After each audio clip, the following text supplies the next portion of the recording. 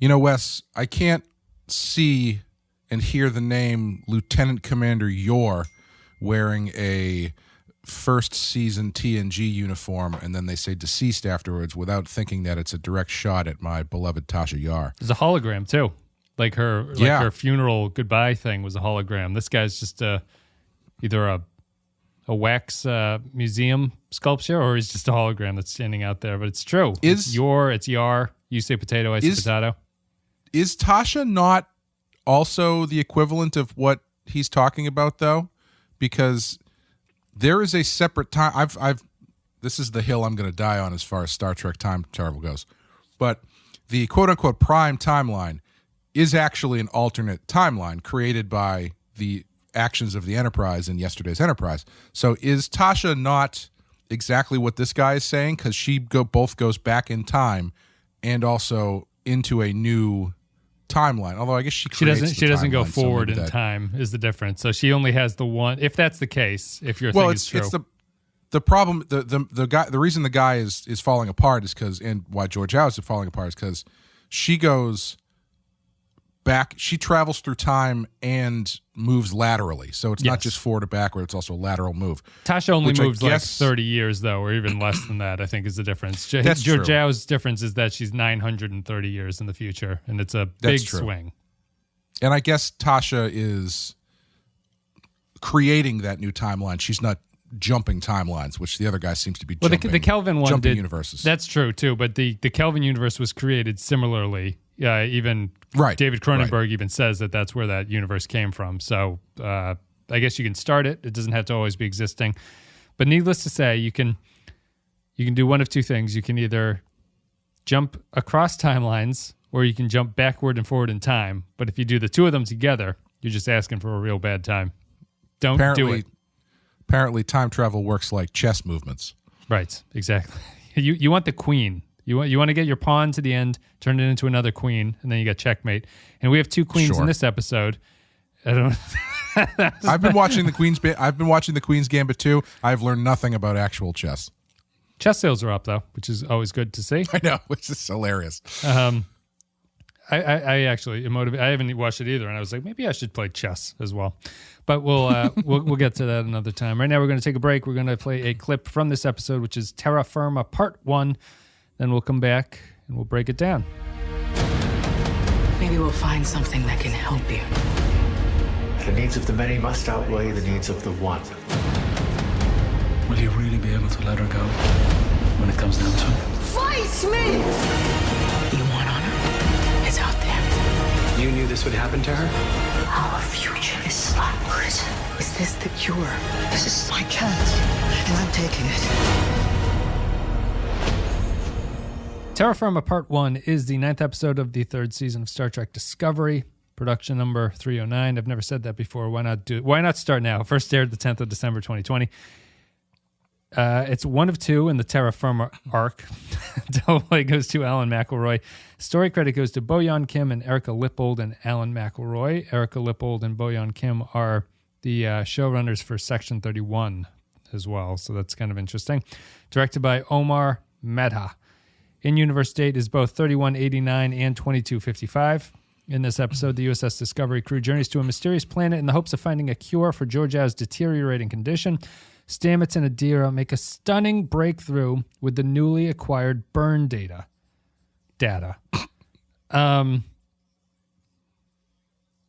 TrekCore.com was real angry about this episode in a way that is unusual for them. They are a fan site who generally is pretty filleting of anything that Star Trek does.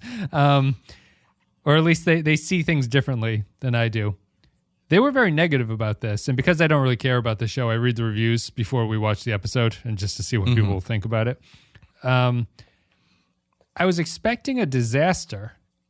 I don't think I got a disaster, but I was also curious because I knew what was going on, or at least what TrekCore thinks is going on with this Guardian of Forever being this guy. I was not really confused by it. So I don't know if I kind of spoiled myself by reading what was supposed to be happening in this, because I don't think this episode does anything to explain what's going on or why you should, sort of react to this Carl character in any way that's like rational to him. Like the episode doesn't explain why you should just take this guy's advice and his magical door as a kind of like, well, okay, that's just going to happen. But maybe spoiling it for myself made it seem better in some ways. I don't know. Did you know anything about it when you watched it? No, I didn't. I Do you did know read about that Carl? article. Do you though. care about Carl when you were watching don't. it? Yeah. No, I mean it was sure Star Trek mystery character. He could be Q. He could be anybody. I read that Trek Core article, and I do agree with the main point of their article, which is like the stuff that they're saying about Carl being a guardian of forever is completely speculative, based on The newspaper Easter eggs. he's holding. Easter eggs they're pulling off of a newspaper, and whether the key to whether or not this episode works is whether or not Georgiou has actually been moved back in time physically, so the stuff that she's doing changes the future, or if it's just some sort of like, Dream sequence, hallucination or dream sequence or fantasy or something. Because that's a big difference. Because if she is placed physically back in time and across universes back into the other universe, I mean, first of all, mission accomplished, I guess. She's back home. What the hell else does she got to do? But the thing that she's doing, she kills Stamets. That didn't happen the first time around. She chooses not to kill Michael. That didn't happen the first time around. She's now actively changing the future and also creating a new timeline, going by the rules of this franchise, which I'm sure they're not even going to talk about. And that's a big deal. However, if this is just a Ghost of a Christmas Carol type situation, and it's just her revisiting her old life to show how much she has changed as a person, then none of it matters. And the character has not been built up enough for that to really land. Also, all of that being said, they could have done this entire story in one episode. I do not know why they need to split this into 2 episodes. It's yeah. I mean, it's 2 episodes out of a 13 episode season too. Maybe just to go back to what I was saying before, I might have spoiled myself for this one by reading about it, and I feel differently because I've read about the other episodes and then watched them, and I've had a sort of grasp on it. But this one feels a little bit different because reading about this one and then knowing what's coming from it, I'm kind of just struck by. I like when it's hard to kind of express. Well, when I started this episode, I had read that review and I started the episode and I was like, I'm not watching Discovery after this season. Like, I'm just not interested. Like, this review sounds terrible. Like, I'm not really going to be interested in this. And then I saw it and it started out, I was like, this is definitely terrible. This is horrible. They got to the mirror universe and I didn't think the mirror universe stuff was terrible. I thought it was, I thought it was actually kind of decent. They fixed Georgiou by not having Georgiou talk for a lot of it, and she only reacts to things. And you see a kind of like, and Michelle Yeoh is actually led to act a little bit where she is feeling something that's different than what she has to express in the mirror universe. Right. And so there's a little bit of like subtle acting going on instead of her fucking zinger fest that is normally what that character does. And I didn't mind it, but at the same time, I just look at Discovery and I go, why can't you execute a story? This is such a stock standard story. Georgiou is going to be the bad guy who becomes a good guy and goes back and realizes that she can't be a bad guy anymore. There's no journey for her. No. It's just, she just shows up in the mirror universe and is like, now I feel bad because I've been Saru said emotionally goodbye to me and I shook his hand. And now I'm friends with them and I believe in them. Tilly Killy. And it's just, it's surprising because it's not like they're doing something that you're like, wow, this is kind of unusual what they're doing here. they're doing a generic story, a very generic story that's been done a million times before, and is like one of the only ways that the franchise has ever been able to portray the mirror universe is that kind of like, can you flip-flop between the two things? And they doing it with her, and it's just not... There hasn't been one scene with Georgiou, either this season or any season prior, where she's not just zinger fest. You know, Right. where she has learned anything from hanging out with the other people. There's never been a plot line where she embraces their new way of doing things. There have been opposite plot lines where Saru's like, let's try to be peaceful. And she says, fuck that. And she kills the guy. And that's how they get out of the situation. Right. So what is this? Like, where did this come from? And why is this 2 episodes in a 13-episode season where this has had nothing to do with Georgiou the entire season, and we go to this, and now I'm supposed to, like, care about it? It's just it's a really strange show. It's just so disconnected.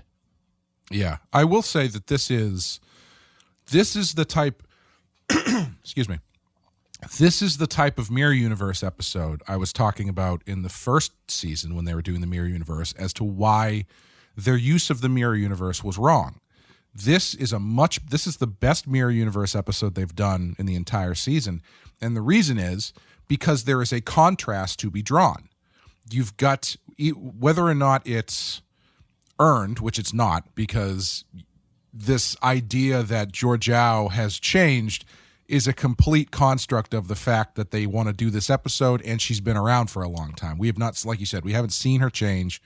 It's not like she spent a ton of time with Tilly learning from each other, or it's all she does is make crack jokes and kick people in the face. And her relationship with Burnham has not changed since day one. Like they are still, you could probably argue that maybe she has stuck her neck out for Michael a couple extra times, but you never get that. Like from day one, the relationship has been the same for both, which is you're not my version, but I still care about you. Michael obviously more vocally and shows that more than Georgiou does, but there's no change. It's not like they've grown closer. But what you get in this is you get the contrast that the Mirror Universe is supposed to be used for, where you see now everything works because we've seen both kinds of Tilly, so we know why Mirror Tilly's different. We've seen both kinds of Michael, so we know why Mirror Michael is different. We've seen the mirror of the rest of the cast, so we see why they're different. Actually, Ariam was back in this one, which was fun. Non-cyborg Ariam. Non-cyborg Ariam. So, I mean, in the Mirror Universe, she actually made out better than her Prime Universe counterpart. But, yeah, it's a good use because you have this sort of Christmas Carol type situation where your supposedly changed character is put back into their natural habitat, and they see the problem with it, or the problem with the way they act. At least they're processing it. But yeah, I don't know. It's not like we've spent any time with Georgiou leading up to this. It's just this season anyway.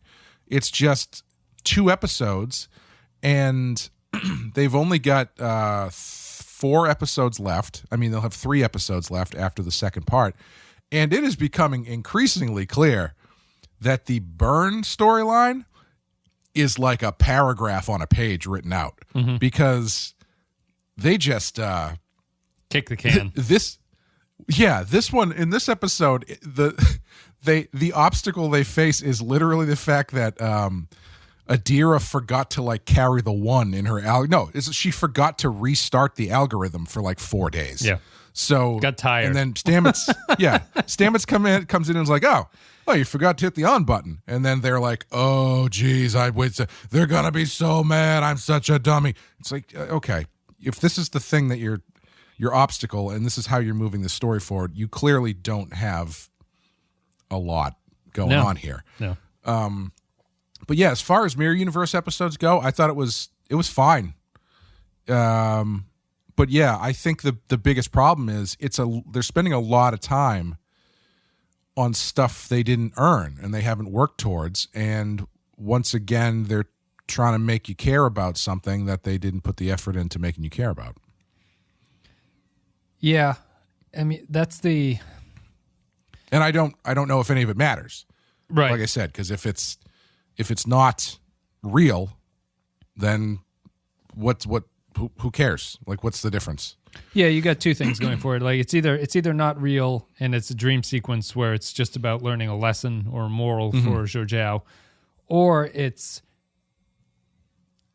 I mean, there's potential because of the way the show is written that this won't even have anything to do with the burn. There's potential that this is just a little side jaunt that these characters are going on to, and it's not going to link into anything. I have no reason to believe that it will link into anything. You don't think her changing the past in the mirror universe will be some kind of inciting incident that leads to the burn in some sort of convoluted way? No, I have no reason. I don't think it's earned. I wouldn't think it's earned. It would seem completely random if that's the way that they're going to go about it. I just, if there is not that connection, it's shocking to me that this is even happening. Really, that she needs to go back and learn this kind of stuff, because at that point I wouldn't go back into the mirror universe. I would have just said, just have Georgiou develop as a character outside in the Prime universe and have her learn lessons that way. And there's no reason to really go back. Star Trek. I'm mildly positive on the mirror universe. I think that the writers and producers of Star Trek think there's some sort of depth to the mirror universe that there really isn't there. It's very difficult to pull anything out of. TOS did fine with it. DS9 just said, let's just have a campy pirate adventure in our mirror universe, which is fine, but they were boring after a couple episodes of that.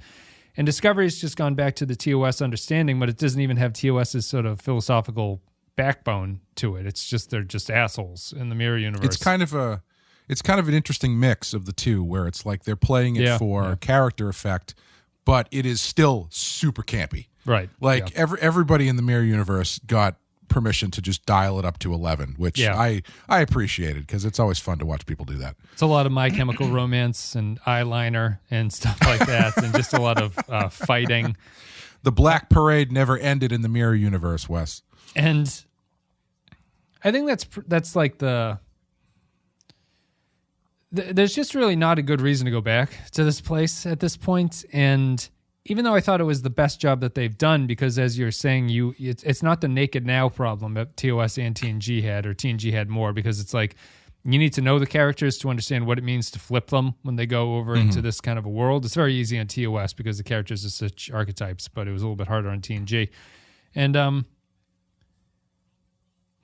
I like the mirror universe just because this was the only time, even in the first season, I felt like there was some sort of drama to not being found out as to where you were from. That never really came across in the first season. They were just in there and acting normally, and everything seemed fine. I have a very hard time seeing how this is going to link to something. I have a very hard time caring about Georgiou doing it.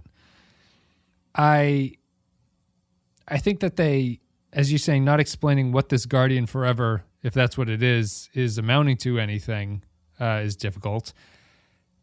I hate the way the Guardian of Forever is written, with just he's like a riddle guy. It's just that kind of, he says riddles that are kind of stupid to you. And I don't know, but I still came away oddly positive on it, but I don't think this is good. I don't know why. Did you have what was your general thought, like your general perception of this? Were you like, the Trekcore article is wrong, or did you think something different? No, I agree with I like I said, I agree with the core tenet of that article, which is that they play their mysteries too close to the vest, and to the point where they are not giving you information that you need. And so it's difficult to parse out whether or not this matters in the long run, aside from for Georgiou as a character, because nothing she's doing, we don't know if it matters, if it changes anything or what. And I am not assuming that guy is a Guardian of Forever based on speculation pulled off of a newspaper. If they want to drop that on us eventually, sure. But as of right now, there's no reason to believe that that's the case, which means that I don't know if anything she's doing has any weight to it, which then makes it confusing as to why they spend so much time doing it. I guess the difference is that for a site, Trek site like that, this was a strangely negative experience to watch that. And I guess that's like I'm floundering for anything else to really say about it. So I just think it funny that site found this to be a bridge too far when I find this to be Discovery strange. writing, and it's not a bridge too far. It felt like it was a normal Discovery episode to me. I would argue that it's one of the better ones of the season, because I think the Mirror Universe stuff is actually pretty good, and it actually has a point to it. Whether or not it's too drawn out is whatever, but I know I do find it interesting that article goes so hard on this one, because I don't find it, I don't know why this was a bridge too far for them, where some of the other stuff wasn't. Like I think the last episode was 100 times worse than this one. As far as Sanctuary episode, that's the book. With the floaty the fireflies things. Yeah. I thought that one was terrible.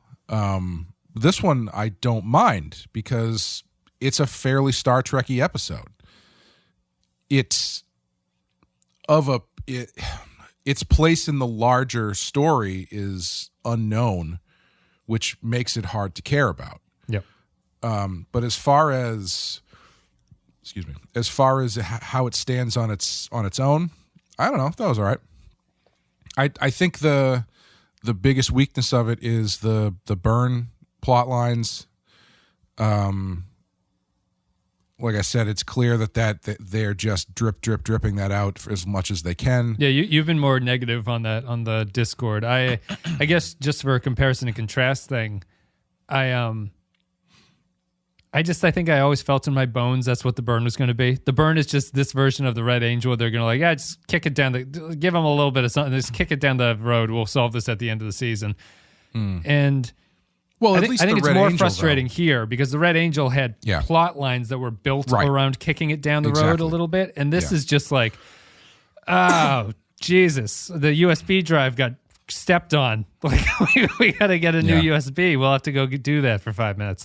It's really weak, the reason that they're taking so long, and the feed of information feels very artificial. It just a little bit for this one, a little bit for that one. Here we learned that it's a Kelpian ship. I was wrong. It's not the USS Discovery. It's a Kelpian ship that's been stuck there, apparently killed, and they're sending out a distress beacon. And Saru is devastated by this. Yeah, and the other thing, I feel like this episode is very... it really shows you how much stuff they've gone through and then not followed up on, because one of the things that they use to get them to point B in this element of the story is the sphere data, which they apparently uploaded even more information into, and so it's even smarter than it was before. Is that the Vulcan? That's the Vulcan information, right? The stuff they got from the Vulcans. Right? No, not only that. Burnham says we've updated it with Federation records, everything we've missed in the 900 years we've been gone, including all the information from the ships that exploded during the burn. So it's even more super smart than it was before. This is literally only the second time they've brought it up this season. The first time being a passing mention when the computer goes, "Hey, why don't you invite everybody to dinner? All right, see you guys later." And that's it. Like, they don't even bring it up. Yeah. They've got this super smart thing baked into the computer, and what they say in this episode, I thought was pretty insulting as far as story goes, where Tilly or someone mentions that they're like, "How can you trust this sentient sphere data?" And Tilly or Burnham or somebody goes, "Well, they've been really helpful to the crew. That one time that they told us to have dinner together." Like, that's supposed to be some plot line or something. Well, that leads into Vance's weird decision of he just lets Saru do it. He's like, you can't let your crew see somebody die. That's just, it's just unacceptable. Well, I didn't mind that scene. I thought that scene was pretty good. Do you? I don't know. I don't buy that. I don't like. Well, I am on the fence about it. Yeah. Well, go into like.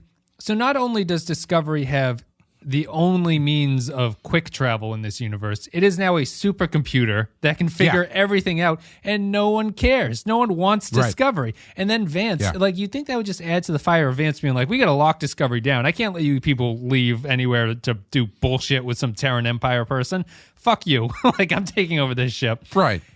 that's the only thing that makes sense for Vance for me. I don't know.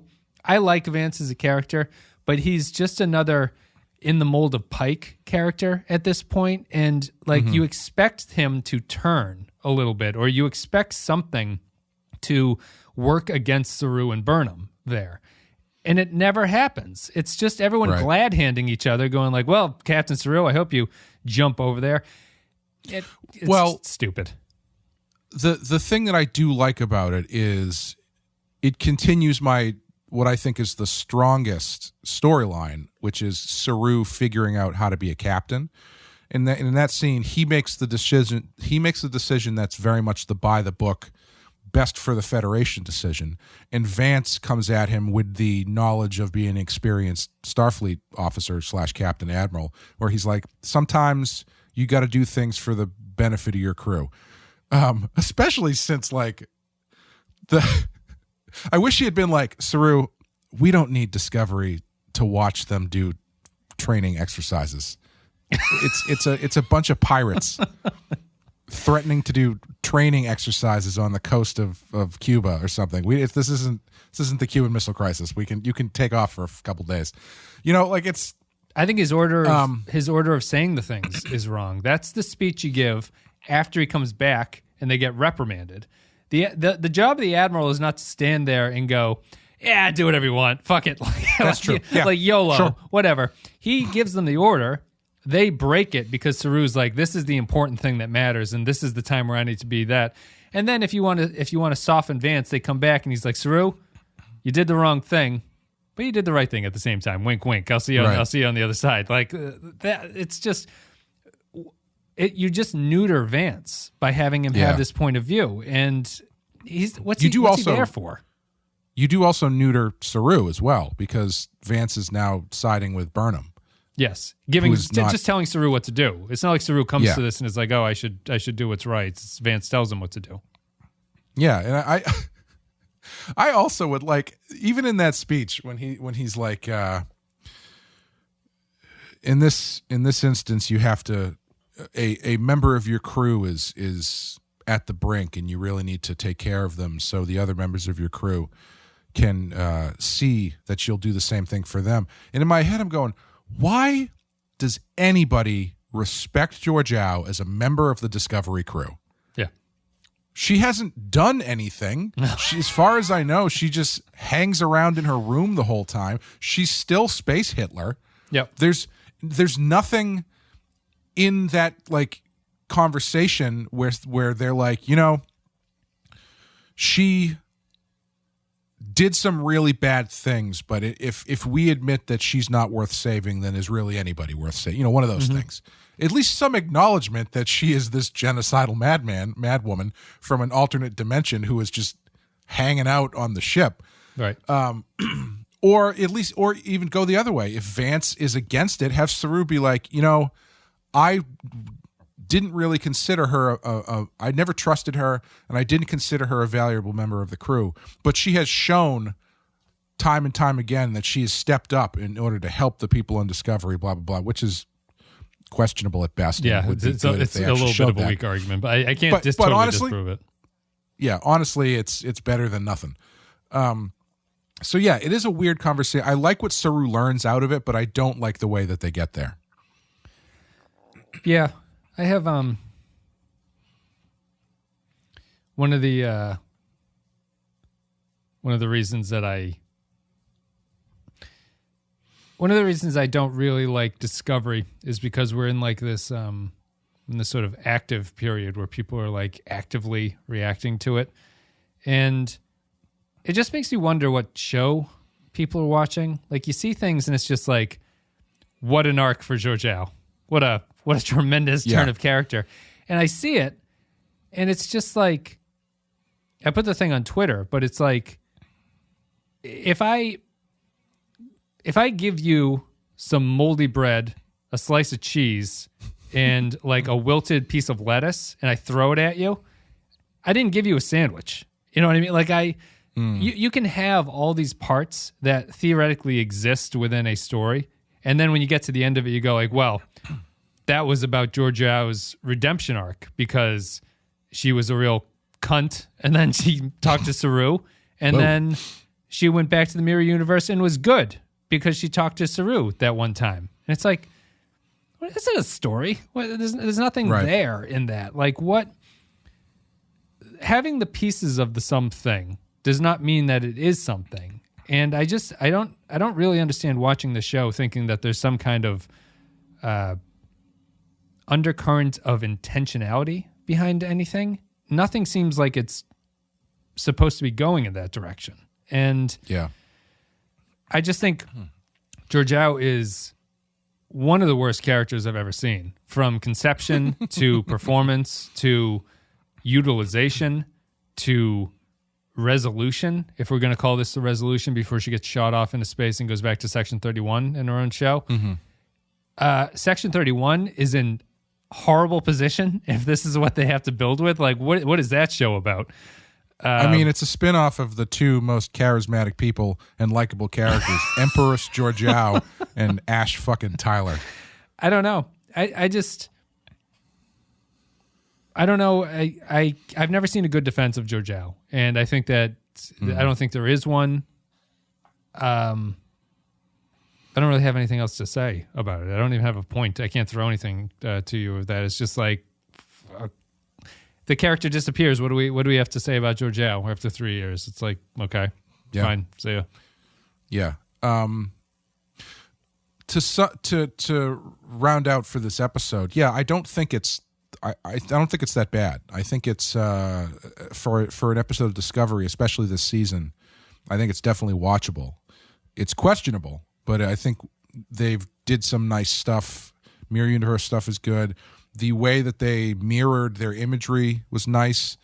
Whether it's the walking through the snow, mirroring the first scene with Georgiou and Burnham in the first episode of the series. Yeah, the desert walk is now a nice walk or whatever. At least thank fucking God they don't walk into the shape of a perfectly designed Starfleet emblem, which I should have known after I saw that this show was going to be garbage. That was still early enough to not care. I like the cinematography of the Mirror Universe stuff. They had that little dance performance or whatever at the end. Yes, that was fun. The Cirque du Soleil thing. I like the Mirror Universe kegger that they had, frat party that they had. That was fun. Where Culber rocking an amazing uniform. That red suit like thing with the black. Awesome, very cool. But they mirrored the training room fight with Georgiou and Burnham, mirrored the scene at the end where she pulls the sword on Burnham and spares her life and stuff. But in a larger sense, my question is, we are 9 episodes into this series. We've only got 4 episodes left for them to wrap it up. What is this season about? Can you tell me what this season is about? I think there's things it's supposed to be about. I don't know what it's actually about. It's the sandwich metaphor again. It's about rebuilding and reparation in some way. It's about like repairing things and learning to work together. I would say that's the general theme of it. There have been episodes that have done that lightly. The problem is that it's the backbone of its narrative has been so weak that nothing feels connected to each other. And it just feels like sort of random events happening down the line, and so they're going to stumble into the solution. I would guess that's what the theme is. And it's not like it's hidden, or it's not like it's an interesting take on that, but it's just it's about fixing what's broken, even though we found the Federation that it's not even that bad. Like the Federation is just limited in what it can do. It's not like it's like changed its attitude towards anything. That's the thing, is like it's supposed to be about rebuilding the Federation, but they never show us why that needs to happen. Nothing's fundamentally wrong with the Federation, except for the fact that there's no dilithium. And there's nothing fundamentally wrong with the galaxy without the Federation. Right. The Orions or whatever are now slightly larger. Even there. How are they a threat? I don't know. They don't seem to be much of a threat. The Federation seems to be keeping an eye on them, but it's not like they've got any world-destroying weapon or anything. You know, they just kind of seem like a bunch of assholes who are on the fringe that they can't quite get a handle on, who aren't directly threatening the Federation. Is it about the burn? What happens when we find out what caused the burn? Does that change anything other than just answering a question? That's got a lot riding on it, right? Like the explaining the burn has to explain, like solving the problem of the burn as we've laid it out does not explain anything about the universe at this point. Like just figuring out what happened to the burn is going to be incredibly convoluted if that leads into some sort of like greater understanding of the universe. Because at this point, it's just a thing that happened, and it would be as life-altering as figuring out what truly killed JFK. You know, it would be interesting. You'd be like, oh, that's kind of neat that happened, but it changes nothing in the present tense of like what our world is today, what that means. Right. Just too much time has passed for it to really amount to anything. Right. And even there, it's another situation where it's like you're spending a lot of time trying to figure this out. Nobody else seems to be working towards this goal. You're claiming it's a big deal, but nobody else seems to give a shit to the point where they're actively trying to figure it out. Right, yeah. And you have proven that getting the pieces to figure it out, not that hard. Right. It's just that's why I'm like when they get to the burn, like this is where the series sits for me. If the burn revelation is the greatest revelation I have ever seen narratively, right? Everything leading up to it is only damaging the impact of when it gets to it. So if this is like the most amazing thing I've ever seen, when it happens, I'm just going to react and go, pretty good ending to a terrible season. Like it's so stacked against it that this revelation is going to mean anything or be any kind of powerful, eye-opening change on the season that has come before it is nil. There's no way it can muster that kind of gravitas for me at this point. So now I'm just getting to the point of a lot of Discovery seasons where I'm impatient. I'm like, I wish there weren't 4 episodes left. I wish this was the last one next time so we could just end this. Yeah. I don't. It's much like. I mean, it's weird because when we started the season, my thought on the burn was, okay, this seems to be like a background thing that isn't really going to get a lot of time. Maybe they don't even bother solving it at all, and they just kind of move forward from this. Very clearly was not that as the show went on, and it became all about solving this problem. And it ends up being less interesting and therefore most likely less satisfying than the Red Angel revelation was, just because nothing that has happened in the show is really riding on it. No, at least with the Red Angel.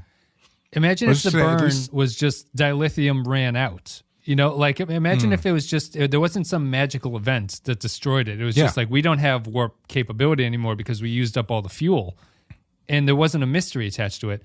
Nothing changes in this season. Like the resolution, whatever they figure out to be the resolution, is not going to change unless there's some kind of we go back in time and all the dilithium doesn't explode, and then it's like, well, who fucking cares about that? Like, it's stupid. Right. It just blows my mind. It still continually blows my mind that you set up your season that you're in the future and faster than light travel has gone away because of some magical everything blew up at the same time, so nobody can travel past warp 1 or whatever. And the central element of your fucking show is a ship that can travel faster than warp speed, and you put that into the world where no one can travel faster than warp speed and nobody cares. They have mild interest. Let's be fair. They have mild interest about how the Vulcans are like, how did you get here so fast? Interesting. Yeah. It's like if you took a Mad Max movie and had Max show up driving just like a gigantic fuel tanker full of gas, and just goes through the movie, doing whatever the story is of the movie, and no one bats an eye at the fact that even though everybody is hurting for gas, Max drives a gas truck. Yeah. You know? Everyone in this universe should be reacting like Archer in that episode where he's like, how fast do you go? How fast do you go? At that ship that was like warp 6 and the Enterprise can only go warp 5. God.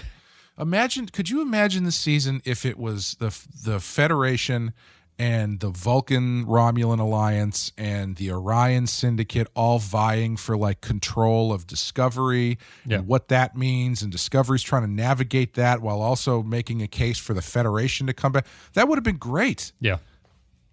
But we got to find out. We got to find out who dropped their cigarette in the woods and burned California down.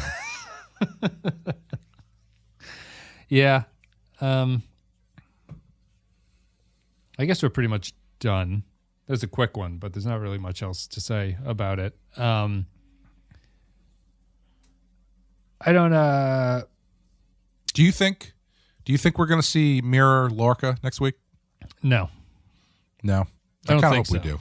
Do you? Yeah. Yeah, They talk about him quite a bit. It would be a shame not to bring him back if they can. I honestly don't remember where they are in the Mirror Universe timeline about how things are working out for them there. When we saw the Mirror Universe, had Lorca already betrayed the Emperor at that point? Yes, because Lorca on Discovery was Mirror Universe Lorca. So he betrayed her and escaped into this other universe when the he and Burnham tried to pull a coup on her, and that's why Georgiou knows everything when she gets back, because she knows what point in the timeline she's in. Yeah. So Burnham died, Lorca escaped.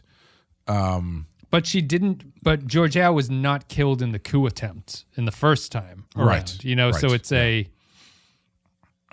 it's interesting because it doesn't change anything for her. She was never killed in the first thing. Like she just realizes it's coming for her, and so the entire Mirror Universe thing is just based on this idea that Georgiou is now slightly a better person than the Mirror Universe was when it happened. But even there, sorry, go ahead. And it's one of those things that's hard to understand. Like when she does not kill Burnham at the end of this episode and lets her live, I was trying to think about like if you flip flop that, it would be like probably a pretty shocking thing. So I'm having trouble coming up with an analogy. But if someone in our universe did literally the exact opposite of what was like, they were going to save an orphan from a burning building, and then they pulled him out, and then they like cut their head off. It's like, wow, that like what a strange thing to do. And I think they kind of hint at that with the reaction of the guards, that the guards are surprised that Georgiou has not done it.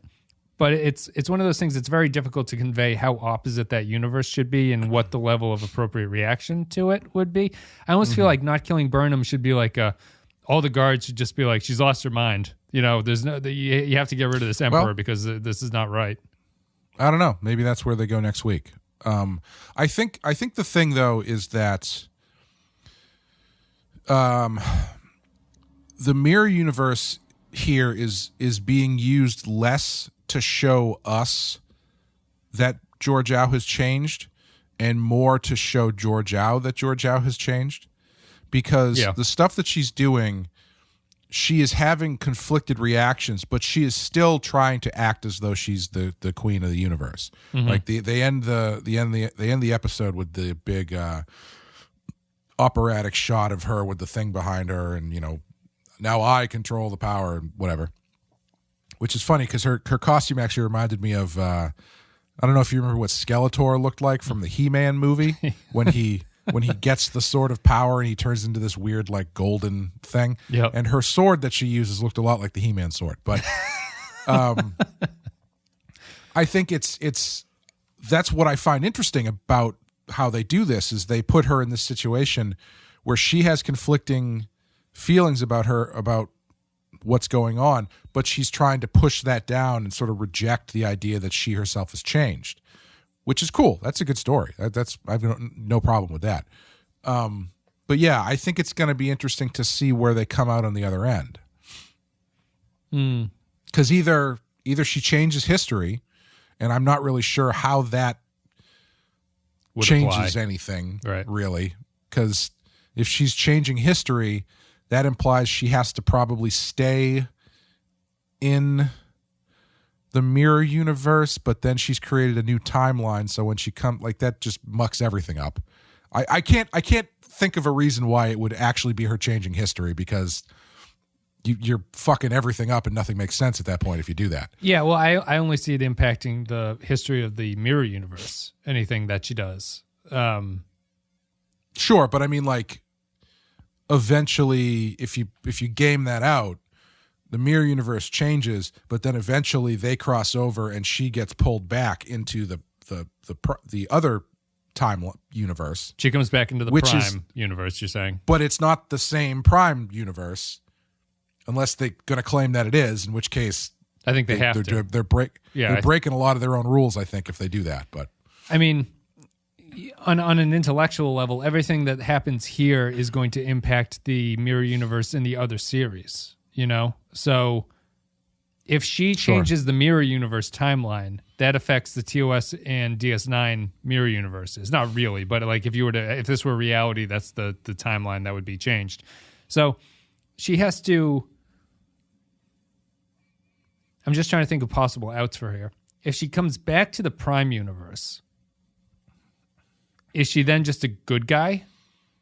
If she stays in the mirror universe, who cares? You know, like I don't see an option here where I'm like, oh, Georgiou, like if Georgiou comes back to the prime universe and is then just a member of the crew, I'll just have to throw my hands up and be like, that's the most absurd character change that's ever happened in like narrative history.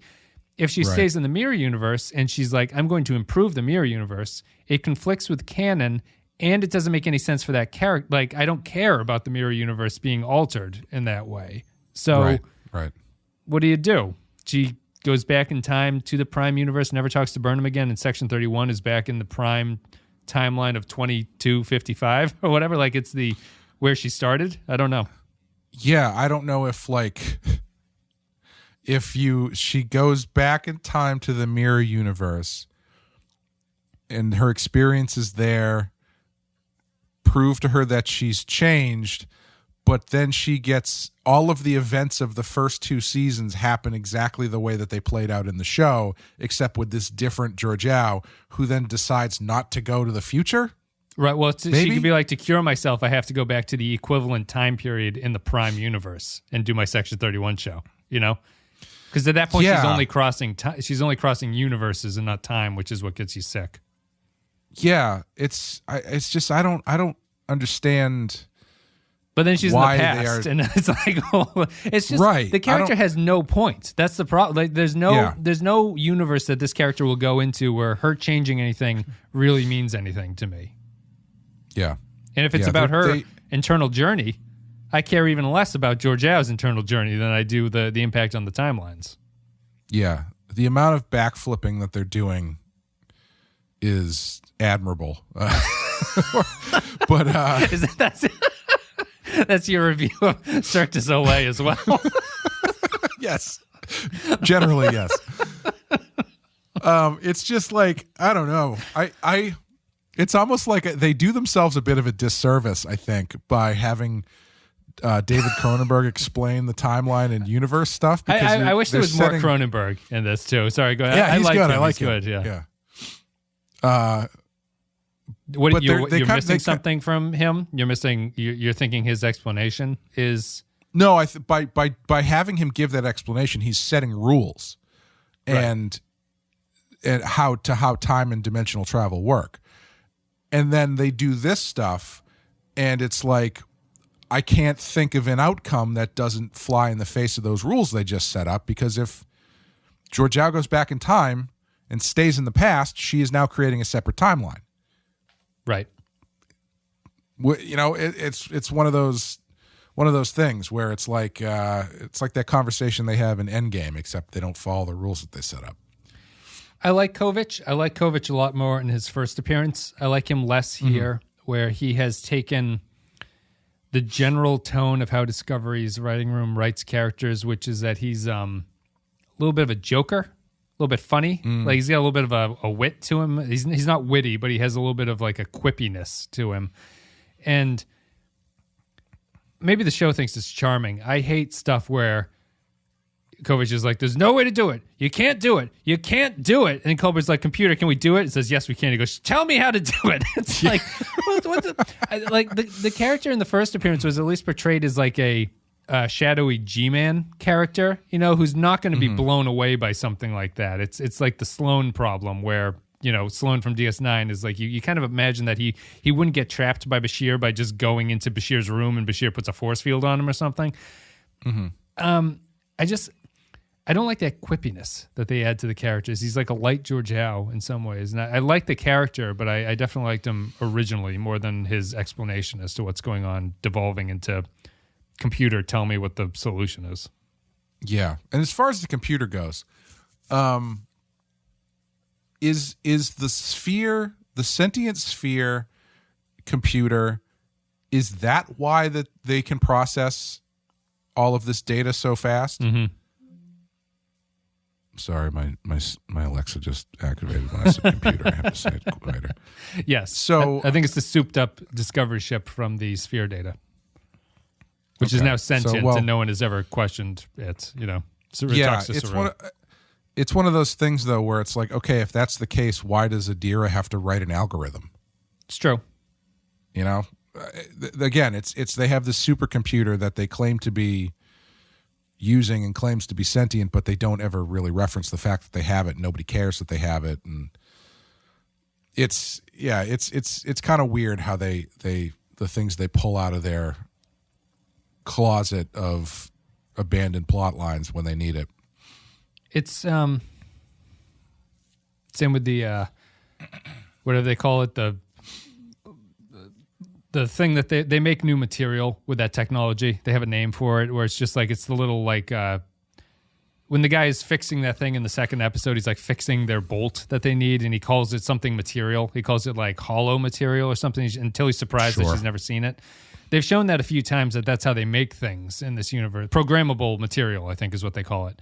But it's just, it's just the lack of thought from the show where they're jumping into the future like this. And when you still have problems like Adira not getting enough sleep and it can't work, it's like, well, you're in such an environment where all the tech is so advanced. Right. Why are there these problems? Like Discovery got souped up. Discovery's a brand new ship built to 32nd century specs or whatever. It's like nacelles float by the side of it. I think it's just it's frustrating because it's like someone showing up in 1982 with that computer that could beat everybody on Jeopardy. Mm-hmm. And just nobody seems to bat an eye. They've gone from being the oldest ship in the fleet to the most advanced by far of all the ships, as far as we know, because we haven't seen any other ships. Haven't seen anything else. Yeah, and but they don't have sphere data. They don't have that we have it. Right. They don't have a spore drive. They don't have sphere data. They can't travel faster than light, or they can. I'm not totally sure exactly what the deal is there, but yeah, it's just such a strange thing that the ship has become kind of irrelevant to the show, where it should be more important than ever. All right, we'll call it a day there. Terra Firma Part 1. I feel like we're just going in circles at this point. Stuff. Terra Firma is over. It's Part 1. We'll be back with Part 2 after this. Thank you very much for listening. You can support the show at patreon.com/thepensky-file if you're so interested in supporting the show. As always, our Captain Tier supporters get a special thank you. Special thank you goes to Ben Douglas, Tarek Latif, Joint Mango, Ray Davies from the Kinks, Mike Burnett, Matthew Ross, Andrew Cherlog, Cardinal Doomsday, Nathan Elliott, Samuel Custer, Matt Cutler, Nick Sergi, Grim Santo, Sean, Christian Pouch, Bradley Killens, Dwayne Hackett, Chris Tinsley, Darth Moss, Kevin Reyes, Jordan Cooper, Vault 13 Hero, Rune Vendler, HH28, Stefan Minton, Nick the Rat, Derek Zajac, Paul Roscoe, Jacob123, Poindexter G, Groppler John Zorn, Mike Harris, Eric Santuan, Kevin Lowry, Captain Brazen, Jake E's Gamer, Patrick Seba, Corey Martin, William Scheisler, Soylent Blue, Zane Majors, and Dave Davies. We got both of the Kinks. I think Ray and Dave are older and wiser now that they can probably keep it together in our Patreon section. But if those Gallagher brothers get in here, watch out. You and I are going to live forever. I listened to Liam's debut from 2017 though the other day. It's a good album. It's pretty good. we're done with this. Do you have anything you want to plug, Clay? And then I'll give final thoughts on Discovery as a season at this point before we go. We had this past week, we had a new Rotten Horror Picture Show. We were covering Oculus, which is the first or second movie from Mike Flanagan, the director of Dr. Sleep and Hill House and Bly Manor and stuff. It's a fun little movie to check out. And next week we've got Harley's Holiday and Lockdown coming from Badass, and then the following week, the week of Christmas, we'll have 1974's Black Christmas from Rotten Horror Picture Show, which is fun. You can find all those at thepenskyfile.com. Search for them on any YouTube or podcast app, and then they're also on YouTube. So, I do feel...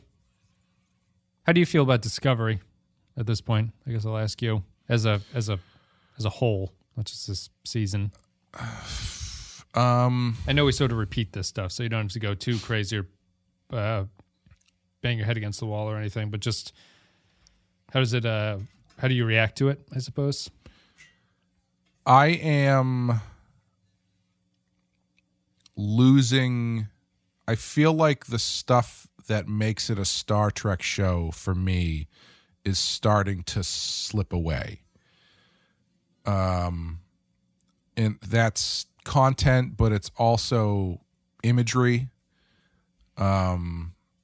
It's just feeling less and less like a show that I can really get into. Not that I was really ever into it, but there was enough visually to keep me coming back. And this season has been fairly restrained as far as that. I don't know if it's a budget thing or what, but the stories aren't really grabbing me.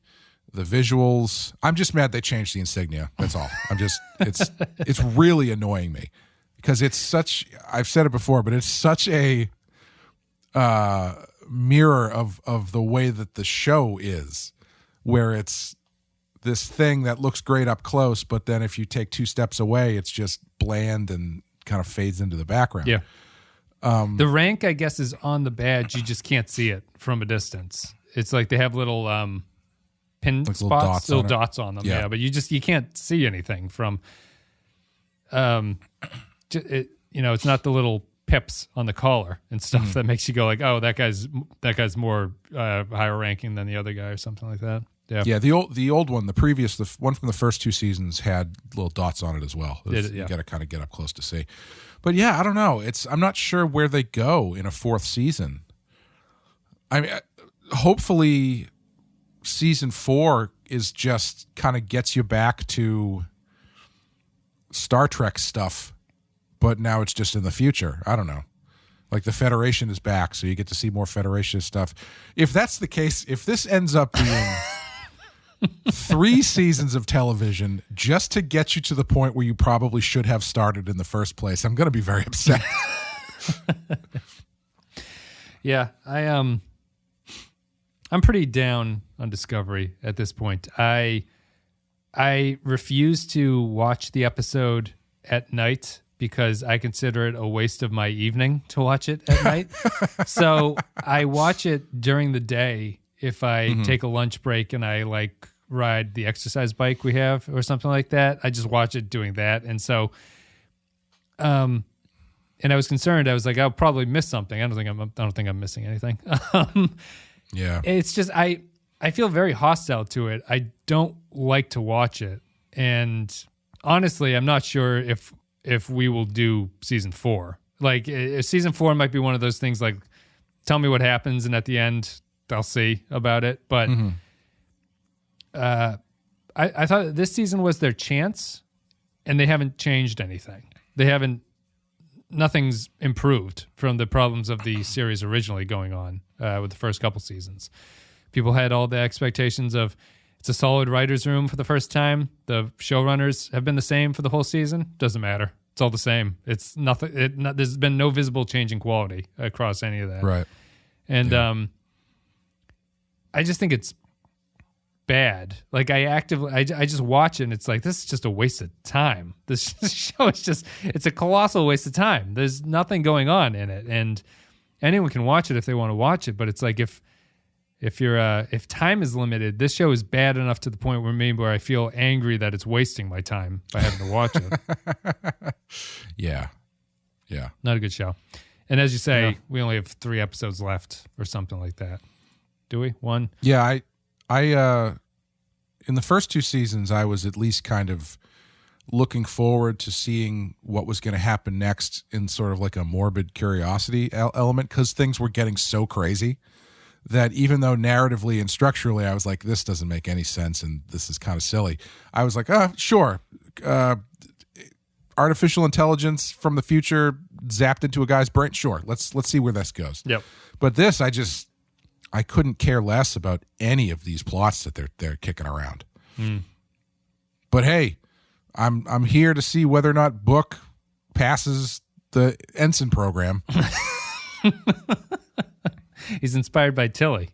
He saw what she could do, and he figures I can do at least half of that. She jumped right to the front, and I can get into this. It's tough. All right, we'll call it a day there. Excuse me. That's it for Terra Firma Part 1. We have the exciting conclusion of Terra Firma Part 2 coming out next week. And then we'll have some clarity on what this was all about, I assume. We'll answer your question about whether or not this matters, whether or not it doesn't, whether or not it's all about Georgiou learning and growing as a person. Cool. The guys, thank you very much for listening. It's patreon.com/The Penske File if you want to support the show. Otherwise, we will see you next time with Terra Firma Part 2. See ya.